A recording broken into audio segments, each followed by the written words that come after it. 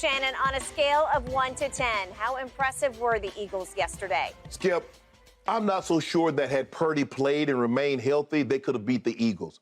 But had he been in there and they had done this, I would have said it was a 10. But I gave him a 9. Okay. I'm actually surprised you went to a 9. Yeah, but you knocked the starter out, you knocked the backup out, and now you're scrambling. Okay, is it going to be Christian McCaffrey to play quarterback? Is it going to be Debo? Is it going to be Juszczyk? You got no chance. And anytime, you think about it. The 49ers defense held them to less than 270 yards. They were 33% on third down. There was 100% on fourth down. You're like, okay, we got a chance. Yep. But Hassan Reddick jumped out of the gate. The first quarter, he took the game over. He did. And busted a play, got a sack, forced fumble, busted up Purdy's elbow, and then he came in and Josh Johnson was scared like he ain't never seen a football field before. Probably explains why he's been on half the teams in the NFL. He got sacked twice, Skip. He fumbled the ball. A perfect shotgun snap hits him in the hand. He fumbles the ball, gives the Eagles momentum because it's 14-7 at that point. They go and make it 21-7 before the half, and they don't look back. But yesterday, the Eagles looked like the best team. They looked like the best team in football. And for the large stretch, Skip, for about 12 weeks, they looked like the best team in football this season. I don't think we were going like, I don't know, somebody might be. No, the Eagles were the best team. And I think in the playoffs, they flexed their muscle. Now, you can say, well, they ain't played nobody. Well, they played who made the playoffs. That's all you can play. And they look formidable yesterday. They get after your quarterback. Now they got like 78 sacks on the season. Yep. They get your quarterback. Now, Jalen Hurts didn't throw the ball for a ton of yards, but that play, Devonta, that changed everything, Skip. Mm-hmm. And like Kyle said, he couldn't see the angle because I thought he caught the ball too until they showed the replay. I think, that man didn't catch the ball, right? Mm-hmm. But the Eagles did a great job of not showing it in the stadium so you can challenge it. True. That's home cooking, Skip. That is. I ain't showing it. I don't know what happened. The referee says he caught it. I'm going to say he caught it too. Now, once we get the playoff, we run the next play, we can see that he did drop the ball. And I think that changed everything. The Eagles were flying around yesterday. I think they sent a message early on because what they do, Skip, they went for it on fourth down. Yep. And Sirianni, that's kind of been his MO. Mm-hmm. They're like, we're not going to get in this moment and all of a sudden shy away and start putting the ball on fourth and short. No, Jalen, go get the first down. Yep. They put the ball in his hands. This ain't no run play, Skip. Put the ball in his hand, put him on the move, go make a play. Mm-hmm. Devonta, make a play. Yep. And they made plays yesterday. They're going to be formidable. They're going to be tough. I understand why. We're going to talk about this a little later. I understand why they're the favorite heading to the Super Bowl. They're a 1.5 opening favorite. We'll see if that changes. Before I launch on this question, I'm going to go right to your flashpoint, the Devonta catch, quote unquote, that wasn't a catch. So it's 4th and 3 at the 35. And to your point, Nick Sirianni says, I don't care, I'm going. Mm-hmm. I got Jalen Hurts. He's their MVP if he's not the league's MVP. Right. And so they say, let him make a play. And he rolls completely across the wrong way, across his body. And I thought that was a very good throw in that it was where it needed to be caught. But then it looked like a great catch. But the truth was, you can see ball and we didn't see this replay for a couple of minutes in real time. But the point was, it wasn't a great catch, but it was a great play by Devonta because he hopped right up and starts doing the signal, whatever their signal is. So let's go, let's go, let's go. He knew he did not catch it, and he rallied his troops very quickly, and they got right to the line and snapped the ball before anything could happen. Right. I'm not going to condemn Kyle Shanahan for not, because how could you know? Because it looked like a catch. Right, because he said, I didn't get the angle that you guys saw. No. Of course not. The Eagles have been foolish to put that up on the board and let you see that he didn't catch the ball. Yeah. Somebody would have got fired if they'd put that play up on the board, Skip. I agree. Okay, so now back to the question. Scale of 1 to 10. I'm going to agree with you. I'm going to a 9, but it wasn't just the way it shook out yesterday, because obviously the whole day got disqualified by the loss of Brock Purdy. But what did your eyes tell you? What did your smell test tell you? They were the better team. They're just the better team, and that they were going to win the game with or without a healthy Brock Purdy.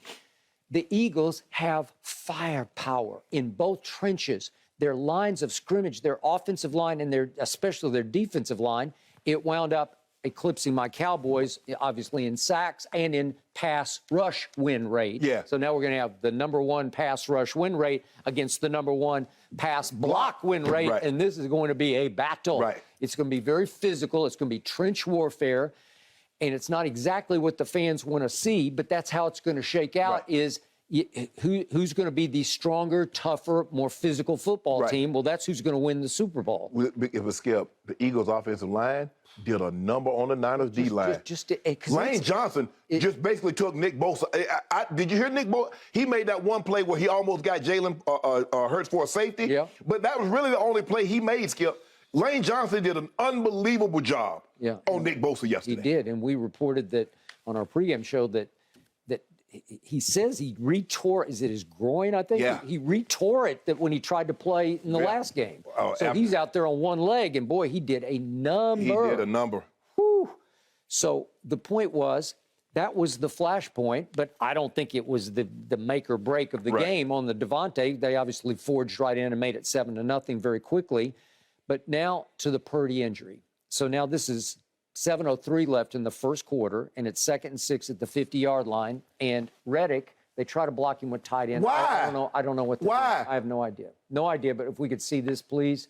And Reddick just blows through and kabooms him. Yeah.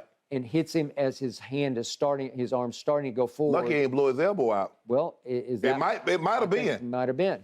So I told our producer Tyler last night, that's a potential, what they call in baseball, Tommy John surgery, because that is the ulnar collateral ligament. Yes. And so they're going to MRI it today because is it possible it just ruptured that ligament? Because that's what the baseball pitchers do. Right. And it's right and left, and a lot of them need it.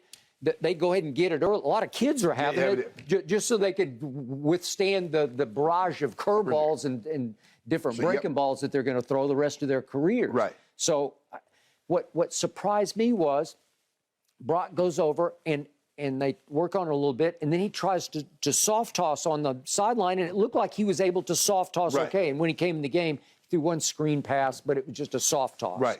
And I thought, well, can he suck it up and get any mustard on the ball at all? Because it's him or else, right? Because Josh Johnson has been around. That was this is his 13th team that he's been on, 13 stops in the league.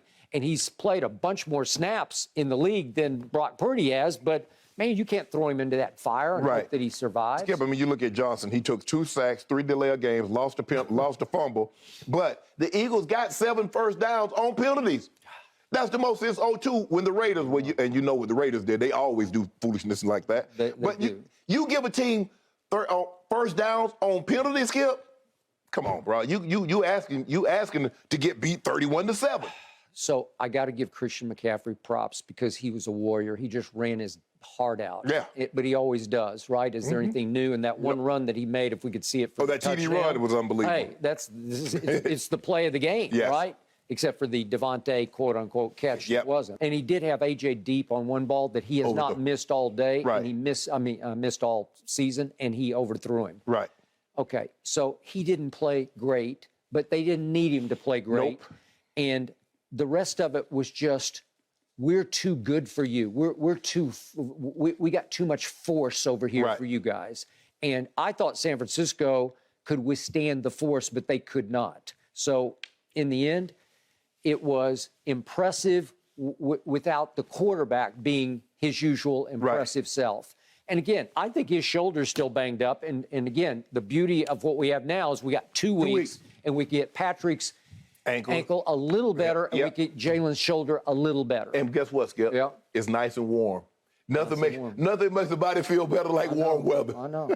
Because especially if you have a bad ankle and you're out there in the freezing cold. It's or her shoulder. Yeah, it's no good. But, Skip, you look at the Eagles. The Eagles ran 25 more plays, 70 plays to 45 plays, and had the ball 37 and a half minutes to 22 and a half minutes. What you think going to happen? What do you think's going to happen? You give somebody that much time of possession. Basically, that's over a quarter. That's a quarter. They had the ball and a complete quarter more than what you had it.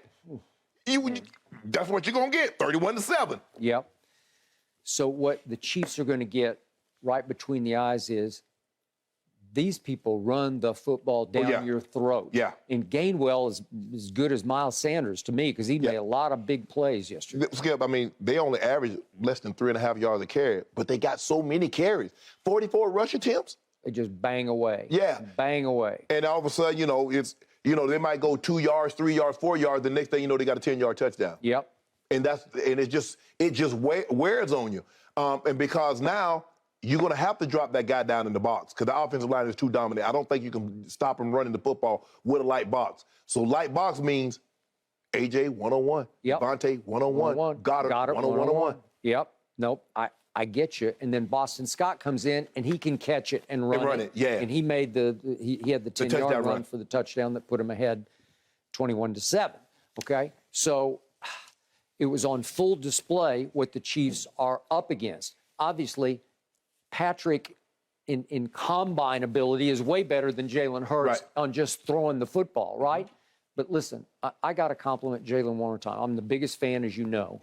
But the work that he put in this past offseason to perfect his throwing motion and his, not just his mechanics, but his vision was extraordinary because he has turned himself into a very good thrower of the football and a very good passer. But I've always loved him because he's a coach's kid. His dad was a high school coach.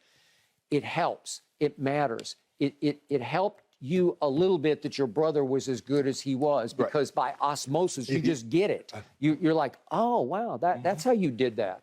And his father taught him well the foundation of how to play quarterback. And now, obviously, he's been under a lot of different coordinators, and he got to serve under Lane Kiffin and Lincoln Riley. And all of a sudden, it clicked. It all came together in Philadelphia. It just goes to show you when you work at something, you'll get better, even if it's incrementally. That's why a lot of people are so critical of Ben Simmons. How in the hell are you going to be in the league for 6 years and you haven't got any better? Another Philadelphia, quote, product of Jalen Hurts. Skip, you can see it from his first year to the second year to this year, how much better he's gotten throwing the ball. We're going to talk about him a little later. We are. He lost his job, Skip, because he couldn't throw the ball consistently accurately. I got it. And look at him now. He's a win away from being a Super Bowl champ. And if they win, he's probably going to be the MVP. And trust me, a whole lot of people at that stadium yesterday screaming their lungs out for Jalen Hurts. When he got drafted, they were like, huh?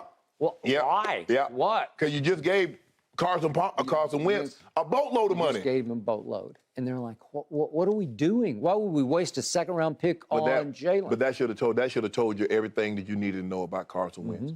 For them to give the guy that kind of money and still take a quarterback that high, that should have told you. They knew something. We were puzzled, Skip, like, why would you take? But they knew something was permeating in that building. The way he was conducting himself, the way the guys didn't rally around him. They say, well, we got his back, But all I know, they was building shrines to the backup quarterback. That's what I know. I don't know what else was transpiring in the locker room, but they built a shrine to the backup quarterback. They did. In the locker room. He walks by it every day and he see candles and he see little trinkets and things of that nature honoring Nick Foles. I'm the starter. They knew. There was that Philly Voice article inside the Eagles that they questioned his leadership.